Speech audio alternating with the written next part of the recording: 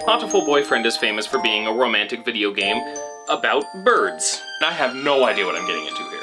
The story could have been better told up to this point, but this is some pretty heavy stuff for a game about dating pigeons. What even just happened? What am I supposed to do with this? While none of these romance routes can really stand up to the best the visual novel genre has to offer, it succeeds more effectively than I would have expected. In terms of meaning though, these romance routes don't really seem to have all that much to discuss. I'm really straining to try and figure out what the unified point of all this is. There's gotta be something I'm missing, something... Okay, you know what? I'm gonna go back to the game, I'm gonna see what I can find. Oh? Well, this wasn't here before. Fulfill the promise, huh? Well, I don't know what promise this is, but I guess I'll give it a shot. What's the worst that could happen, right?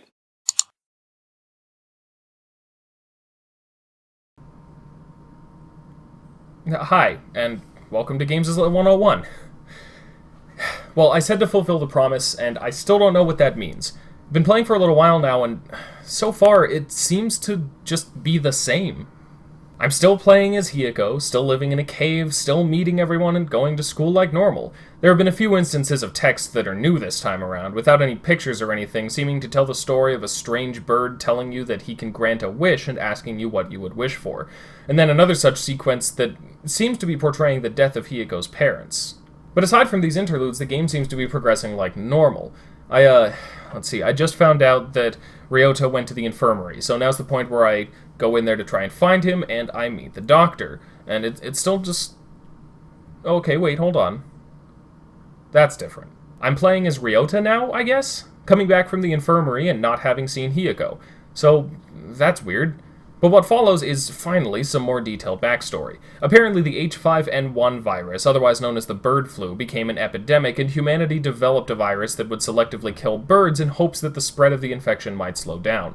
But instead, this virus ended up making birds more intelligent. Doves were the first to develop in this way, which is why we see more of them than most other kinds of birds. But since the virus didn't work as intended, humans still mostly died out as a result of H5N1, and birds became the dominant species on the planet. The few humans who developed an immunity to H5N1 live among birds now, with general peace pockmarked with occasional conflict between the two species. Well, that explains a lot. I'm sure the science is a little suspect, but in a game about dating talking birds, I'm not going to be too picky about that. I'm still confused about why I'm playing as Ryota now, though. Ryota comes into school the next day, and in the classroom finds a box with...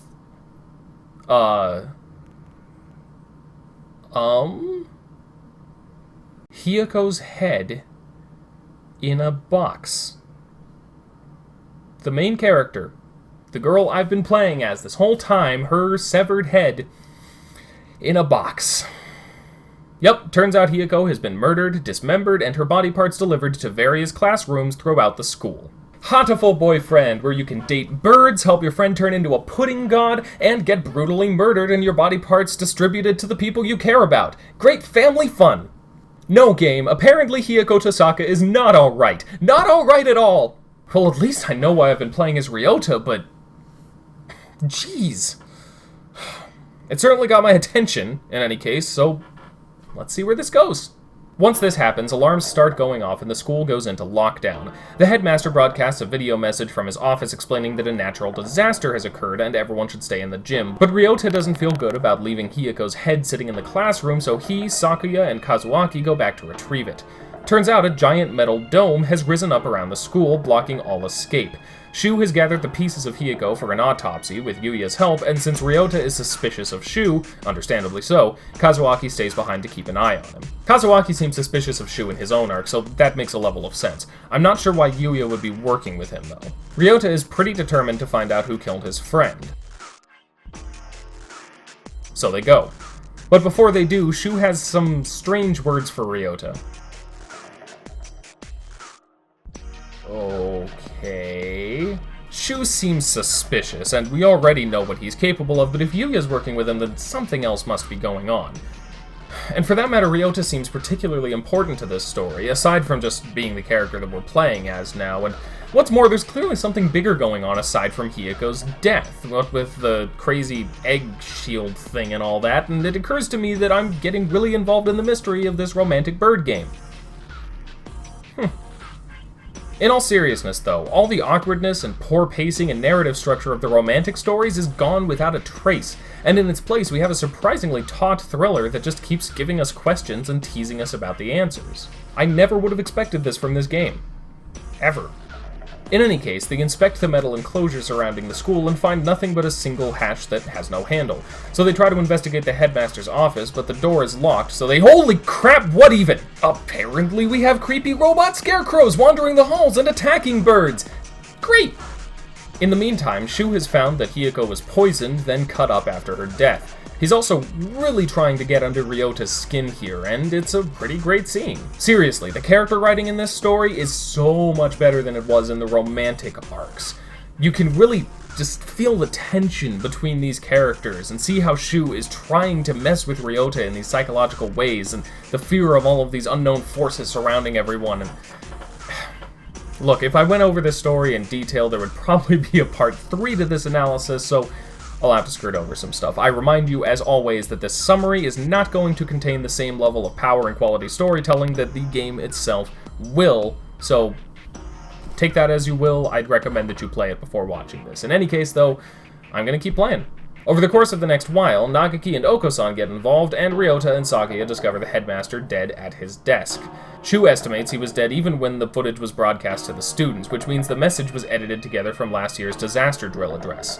And Shu keeps dropping weird hints to Ryota. In any case, the headmaster's office has a button to open up the hatch at the top of the dome, and when it opens, a panicked student notices and makes a break for it. Holy— I mean, Shu's arc was dark, but all the stuff piling up in this one is— yeesh. Okay, so yeah, now a random student is dead. Alright then. We get some answers from that cockatiel janitor that showed up briefly in Yuya's arc. His name is One, though apparently his real name is Leon JB, an S-Class agent of the Dove Party. He says this is all according to their worst predictions, and explains the whole Dove-Hawk conflict in the school to Ryota and Sakuya. He also gets a briefcase open from the headmaster's office. And here's where things get really weird, but also start to make a whole lot more sense. Hiyoko, the human representative, was chosen by the Hawk Party to go to the school because she's a healthy girl of the right age who showed resistance to the strain of H5N1 that killed most of the humans off.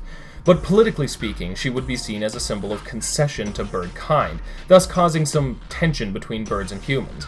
Of course, were she to die while at the school, presumably killed by birds, that would cause a lot of conflict between humans and birds, so in the eventuality that that would occur, the entire campus was planned to be sealed off and humans alerted to her death. Then the campus would be opened 12 hours later when humans have theoretically had time to surround it, armed, and would kill every single bird at the school as soon as it opens in revenge for the human representative, thus sparking war between humans and birds, which will end, inevitably, in the extermination of what little human life still remains.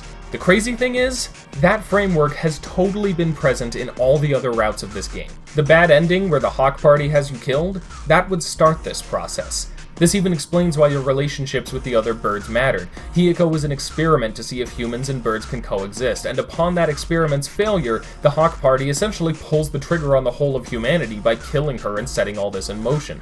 It also explains why the Hawk Party killed Shu in his arc, as well as confirming Yuya's statement about how he only cares about his own knowledge, despite working for the Hawk Party. The romance routes were full of foreshadowing and setup for this, and some of it was obvious, but most of it was surprisingly subtle and couldn't really be understood until this point where we, well, understand. And I'm sure that there's more of that where this came from. In any case, they're on the clock now, with 8 hours left before the dome opens up and the slaughter begins. As an interesting side note, the file all this information was in is called the Hatoful file, except that the word Hatoful has been misspelled as hurtful, which you may notice is also what the title in the lower left has become throughout this whole final route. This might require some explanation. There is a Japanese term that I'm not even going to try and pronounce here for English words that are appropriated not always accurately into Japanese vernacular.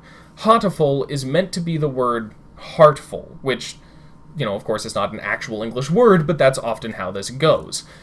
But it also sounds kind of similar to the actual English word hurtful, which, in the case of this game, is an intentional double meaning. Leon JB suggests they look into the school's history for more answers, which takes them to the library. Nagaki tells us where the book is, but Sakuya can't see him, only Ryota, which confuses both of them.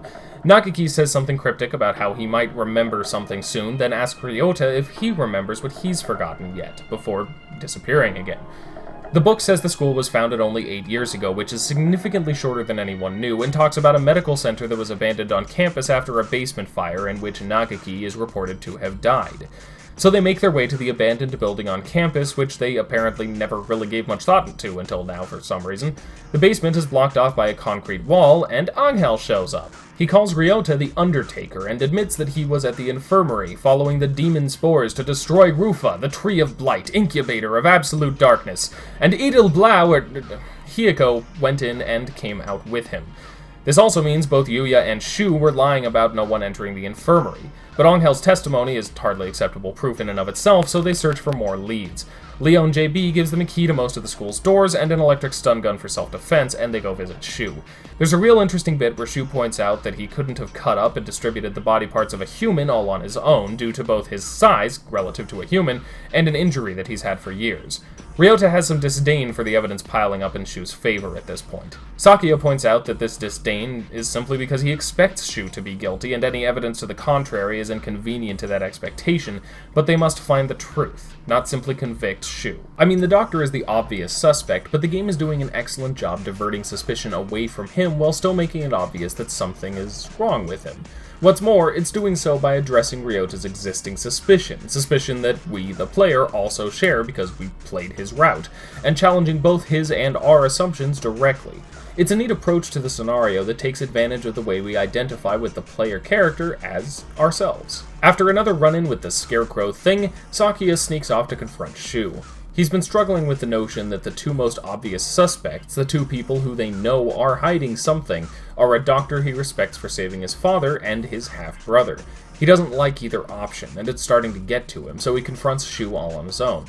Shu actually confesses that both he and Yuya were involved in Hiyako's death, but neither killed her. He also calls Sakuya a filthy, low-born mongrel, which catches him a little off guard. Shu then says he's done his part in helping Ryota closer to the truth and attacks him with a knife. Sakuya is saved when Yuya comes in and takes the blow for him. Ryota gets there as Yuya is dying on the ground, and Shu meets up with the scarecrow, exhibiting a level of control over it, and tells Ryota he'll be waiting for him deep beneath the surface. Once he leaves, Yuya explains. He had made a deal with Shu because both of them had been there when Hiyako died, but they were not the ones who killed her. They were just the ones who cut her up and distributed the parts. He says they'll discover who the actual killer is soon enough. He then asks to be alone with Sakuya for a bit. What happens here is one of the best moments of the entire game, in that we get some great character interaction and character development between two characters who have had a lot of tension between them for the whole game thus far. This whole scene really just makes me wish that the actual romance stories in this romance game had anywhere near the level of narrative chops that this scene does. Yuya is the son of Sakuya's mother from a previous marriage, and he knew that Sakuya's father had killed his biological father in order to marry his mother. So, understandably, he kind of hated him. Even more when the head of the Lebel family demanded that Yuya's mother abandon her unhatched egg, Yuya's brother. So he hid that egg, and when it came time for his mother to bear a son for the Lebel family, Yuya switched it with his new half-brother, so Sakuya, his full brother, would be loved and cared for. And he smashed the egg of the true heir of the Lebel family. Holy crap, alright. So that must be what Yuya wanted to tell Sakuya in that letter at the end of his route, I assume, that he killed his half-brother so that Sakuya, his real brother, could live a comfortable, wealthy life. Wow, okay. Well, that does give us a lot more to talk about than we previously had when it gets analysis time. Yuya explains that while the wound isn't bad, the scalpel Shu used was covered in the same nerve toxin that killed the headmaster, and he's about to die. He tells Sakuya to escape and get on with his life. "You are yourself," he says. "Never let anyone tie you down." Then he goes silent. Sakuya is very quiet after this, as he's grieving, and in a neat touch, Ryota doesn't try to say anything cheesy to encourage him or anything, he just realizes that Sakuya needs some space and lets him have it, while he goes to the library. We get a brief clip of Nagaki speaking worriedly to another soul, but it disappears before Ryota enters, and in the following scene we finally get more backstory on Nagaki. He was an orphan, and when he was young, a group of human extremists broke into his orphanage and started killing everyone, one by one. Nageki hid and eventually realized that all the humans were dead too. He didn't understand why. Another orphan had been out, and when he returned, he and Nageki tried to make it on their own. But Nageki was sickly and required a lot of care, so when he was offered a scholarship to St. Pigio Nations along with the medical care necessary to care for him well, he took it largely so as not to be a burden to his brother. Well, not his literal brother, but the one surviving bird that he grew up with. He calls him his brother, so I'm going to as well. Now, we know that Shu had been trying to develop experimental biological weapons to wipe out humanity, and it turns out Nageki's presence at the school was for that purpose. He carried a new strain of the H1N5 virus, which they called the Charon virus, that could even kill humans that were immune to the base strain. So Shu and other researchers would experiment on Nageki, occasionally bringing in a human to simply be in the same room with him and die within minutes. Nageki wasn't happy about this, but he had little power over his own situation. So Nageki set fire to the lab with him inside, knowing that his death and the complete obliteration of his body was the only way to ensure this virus couldn't hurt anyone else. Okay, see, this is way better. I wasn't a fan of how Nageki's route just kind of dropped the topic of suicide on us without bothering to go into it or treat it with any particular thematic weight, but this finally gives us some level of explanation without treating it quite as callously. What's more, it makes Nageki's death more of a sacrifice, a difficult thing he did out of desperation rather than out of depression or hopelessness like you normally expect from suicide when it's brought up. I understand why we didn't get all this detail in his own arc, but this explanation is so much better than the brief mention we got earlier. Now, what happens next is kind of complicated, so I'm going to need to get a little more summary-y-ish. Ryota, Kazuaki, and Angel pursue the doctor while one prepares the students to evacuate and Sakuya stays behind, still grieving. The Scarecrow stands in the way of getting to Shu, but they use a fire hose and the stun gun one gave Ryota to take it down. Meanwhile, Oko-san encourages Sakuya and gets him to follow everyone else. We do indeed get confirmation that Angel produces some kind of hallucinogenic pheromone that causes himself and everyone around him to hallucinate. Likewise, many birds were invited to St. Pigio Nations due to unique physical attributes, though Ryota is unsure why he was invited.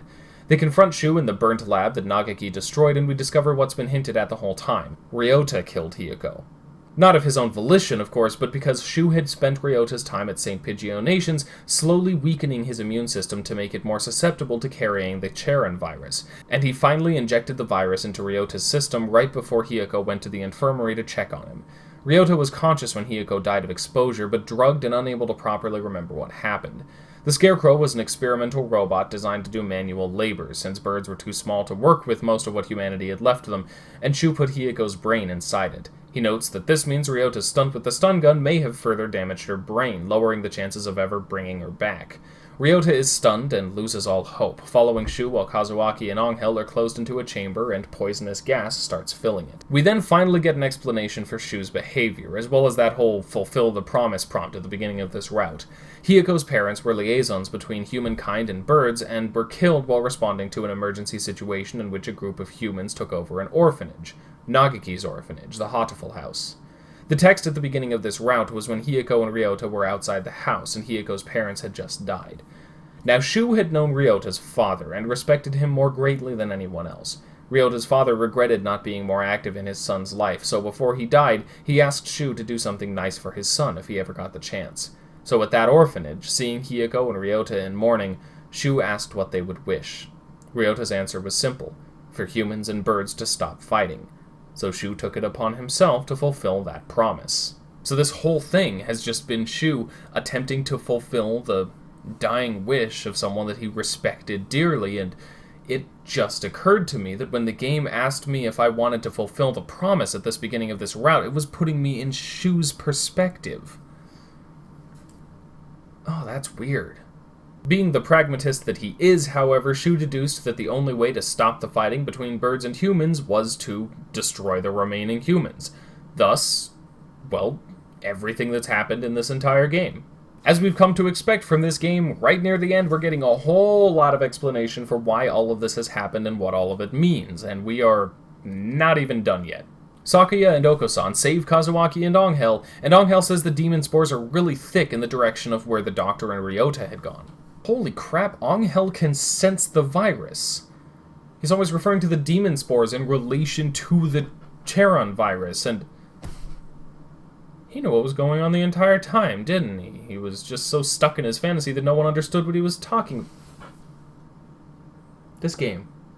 But when they get into the lab, Ryota has been infected with the virus and given up all hope and autonomy, so he's basically being brainwashed by Shu. Nothing gets through to him until the soul Nagaki had been speaking to earlier tells him to calm down, saying she doesn't want to see him like this. Once he regains control, Ryota tells Shu that this is not what he meant by that wish, and he doesn't want it. His contract is over. Shu then... well, he just accepts this. So Shu cooperates fully and agrees to lead everyone safely out of the...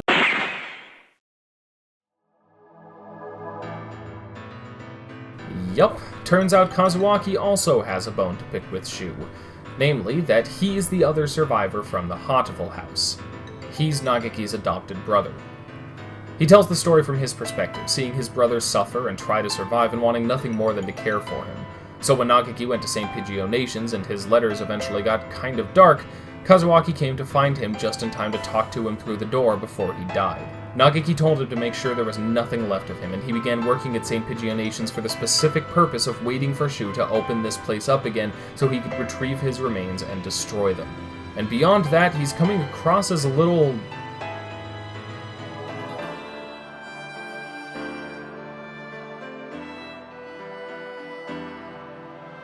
less than sane. He's talking to Nagaki, but not the ghost of Nagaki like we've known, just a voice in his head, a construct of his own mind created to spur him forward in his quest for revenge. Kazuaki is convinced that Nagaki blames him, tells him he abandoned him, that he died because Kazuaki failed to care for him. When he finds out that Shu put what remained of Nagaki inside of Ryota to give him the virus, he decides to cut it out of him. But Nagaki talks to him through Ryota, and we end up with a battle for Kazuaki's soul and sanity between his grief-fueled perception of Nagaki's feelings and his dead brother's actual desires. I seriously wish I could just show this whole scene, but this video's long enough as it is. Suffice it to say, it is one of the most powerful and tense scenes in the entire game. The game allows you a level of choice in what's said, and though the ultimate outcome is fixed, this is one of those situations where simply letting you take an active role makes the whole thing significantly more intense and engaging. Ultimately, Nagaki wins out and Kazuaki backs down. As everyone prepares to leave, Ryota decides to stay down there. Since he carries the Charon virus, he would be a danger to all humans, so he instead decided to use the freezing technology down in the lab to preserve him, along with Hiyako's brain, until such a time as somebody might be able to cure the disease and hopefully restore Hiyako somehow. And so everyone returns to the surface as Ryota and Hiyako have the foreseeable future to be together. Cut to some time later, and everyone is together, including Shu, Kazuaki, and Yuya, having apparently been saved by Leon JB. Sakuya says the tests were a success, and elsewhere we hear Nagaki tell Ryota and Hiyako to wake up, and the credits finally roll. That... well, that was different. And you know what? I finally know what to say. So then...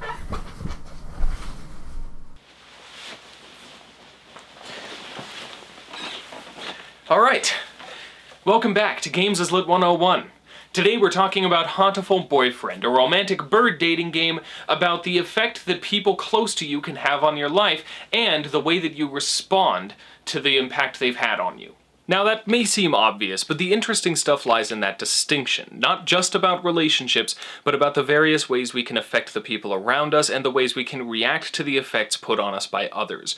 The romance routes aren't canon in the context of the final story, of course, but they serve as foreshadowing and a bit of establishment and development of the characters that the final route brings to fruition. Ultimately, every notable character struggle in this game was fueled by one's perception of someone who was close to them and their idea of what it means to respect the imprint left on their lives by this person. To be fair, this is somewhat hampered by the existence of Angel and Oko-san, but even they are not without their parts to play, and when it comes down to it, both of them are in this game mostly for the sake of joke routes, so it's easy enough to just kind of dismiss any thematic inconsistencies they may cause. So, let's start off by talking about Sakuya. Sakuya's primary struggle is one of identity, and how his identity relates to others. He views himself primarily based on his noble blood, and sees others as inferior in relation to him.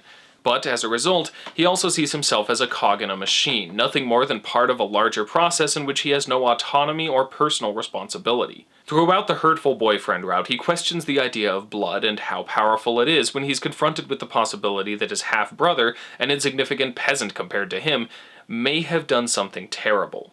He feels for him like he would for a brother, and this confuses him, as he wouldn't expect to have those feelings in regards to someone who's inherently inferior to him. This makes him question whether the whole idea of noble blood really has any value to begin with. He only believes it does because that is what my father told me. But he's no longer sure. What is blood, he asks. Why does it divide us so? This all comes to a head when, in an interesting twist on the whole struggle, it turns out that Sakuya is not of noble blood in the first place, and thus is no better than anybody else in this regard.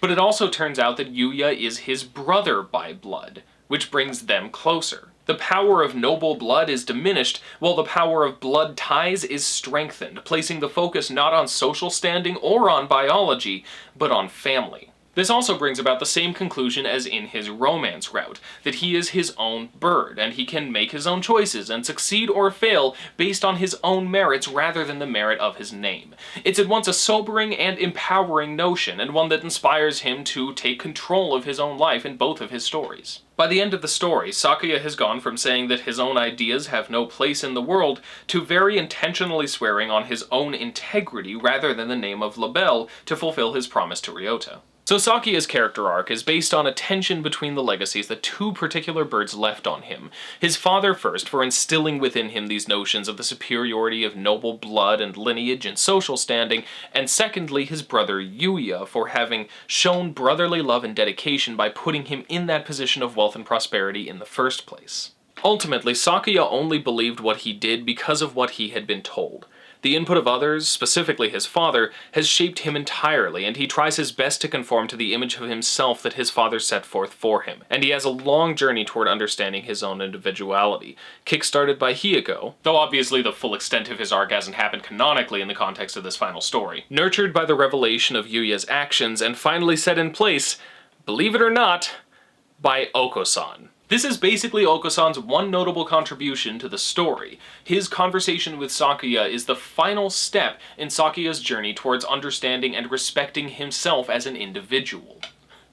Which means that Oko-san ends up being one of the most important and insightful characters in this entire game. In that scene that I briefly mentioned in the summary, Oko-san notices Sakuya crying and tries to cheer him up by, well, being Oko-san, and he's being genuinely sweet and caring in the best way he knows how.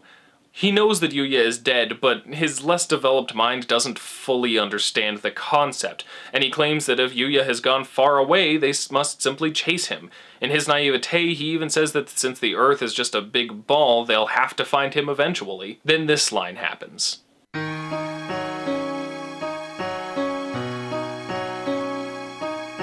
He's speaking here directly to the concept of identity, the idea that one's value is in who they are as opposed to what they are or where they come from. This is the core of Sakuya's entire conflict, the difficulty and the process of understanding who he is, accepting who he is, and having enough self-respect to view himself in that light. When Oko-san's words remind Sakuya of Yuya's last words to him, that he's himself and that he shouldn't let anyone tie him down, he responds to Oko-san's insistence that they pursue Yuya by saying, "I will chase after him. I will never find him, but I will find myself."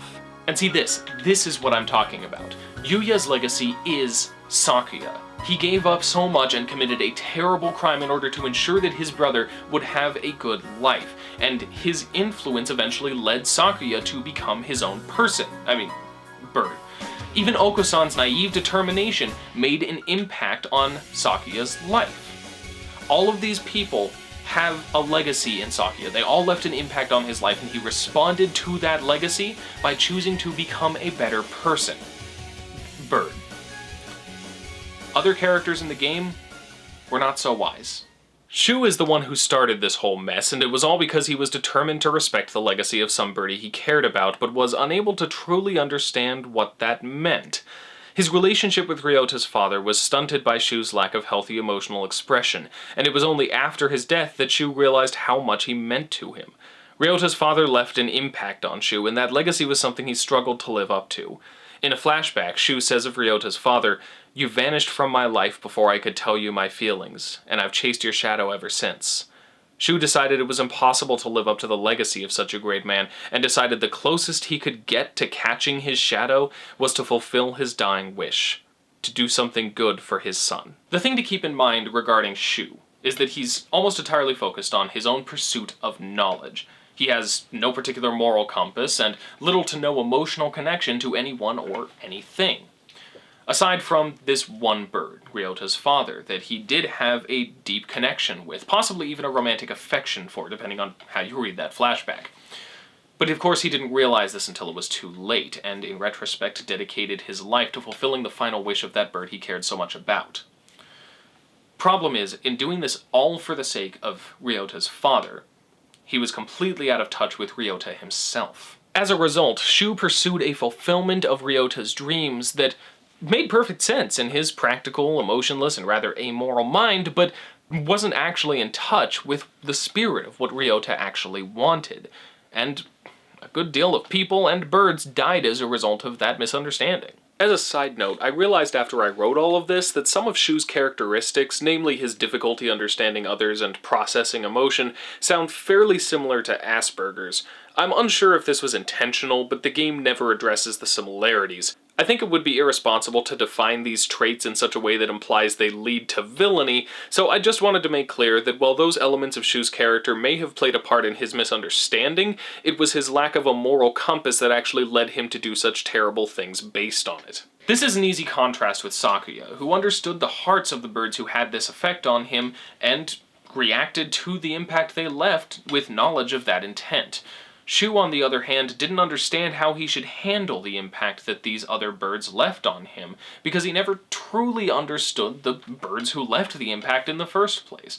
His character is a tragic representation of how important it is for us to truly connect with and understand the people in our lives. And, on the other hand, we have Kazuaki. Sakuya is a good example of reacting well to the impact others have on your life, and Shu, of course, is a bad example, but Shu's reaction is, in a weird way, little more than a mistake. A misunderstanding based on his own moral and relational shortcomings. Kazuaki, though admittedly of his own shortcomings, actively twisted the legacy of the bird that he loved the most. I said after his romance arc that Kazuaki was dealing with grief poorly compared to Ryota, but only in this final story is it revealed just how poorly. And in the process, the game also deals with themes of severe guilt and self-loathing. It should be noted that while Nagaki went to St. Pigio Nations largely so he could stop being a burden to his brother, Kazuaki's only real goal in life was to care for Nagaki. Without Nagaki, Kazuaki had no purpose, nothing to live for. This mentality was likely created, or possibly simply exacerbated, by the tragedy at the Hatoful house. So from the beginning, Kazuaki was kind of twisting the impact that Nagaki left on him, from a caring brotherly love to a rather less healthy dependency. Kazuaki only had value and meaning to himself insofar as he could effectively care for Nagaki, and as a result, Nagaki's death was a rather destabilizing experience for him. Theoretically, his whole scheme makes a level of sense. He did promise to make sure there was nothing left of Nagaki after all, so while the steps he took were fairly drastic, they're understandable to that end. But by the time he finally achieves his goal, he's been driven mad with guilt, shame, and self-loathing, to the point where he essentially conflates Nagaki's feelings and motivations with his own. Nagaki left a major impact on him, but Kazuaki's unhealthy reaction to it led him to completely mischaracterize his dead brother, superimposing his own feelings toward himself on his memory of Nagaki. In that final confrontation, he's literally hearing Nagaki's voice in his head telling him that he'll carry the burden of guilt forever, that he has to exact revenge, that Nagaki would have been better off having never met him. It even tells him, "I will tear your heart to pieces, and when it heals, I will tear it again, and again, and again. That is your punishment. It will be wonderful to live with me again." Wonderful.